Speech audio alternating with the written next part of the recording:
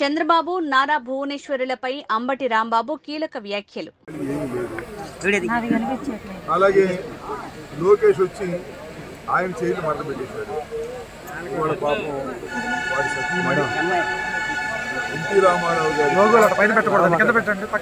వచ్చి చంద్రబాబు నాయుడు గారిని రెస్ట్ తీసుకోమన్నారు. ఆయన కుప్పంలో పోటీ చేయటమే కాదు, చంద్రబాబు నాయుడు గారికి రెస్ట్ ఇవ్వండి అని చెప్పి కుప్పంలో చంద్రబాబు నాయుడు గారి కుర్చీ కూడా మూసేశారు. ఇది చాలా స్పష్టమవుతుంది.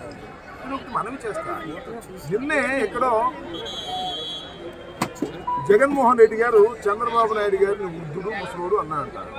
దానికి ఎంత కోపం వచ్చింది లోకేష్ బాబుకి. కోపం వచ్చి నేను చాలా ఇష్టపడినట్టుగా మాట్లాడాను.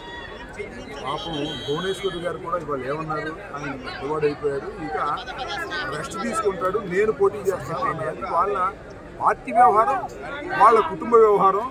మొత్తం ఇద్దరికీ రెస్ట్ ఇచ్చి, ఎవరికి బాబు కొడుకులకి ఇద్దరికీ రెస్ట్ ఇచ్చి, నందమూరి తారక రామారావు గారు కుమార్తె కుప్పంలో పోటీ చేయమంటే ఎవరు పోటీ చేసినా శ్రీమద్ రమారమణ గోవిందే.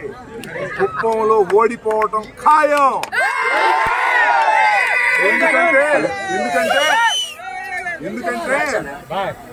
కుప్పానికి చంద్రబాబు నాయుడు గారు 35 సంవత్సరాలంతా 30 సంవత్సరాలు లేదు, సుదీర్ఘకాలం శాసనసభ్యుడిగా పోటీ చేసి గెలుపొందిన కుప్పానికి నీళ్ళు ఇవ్వలేదు.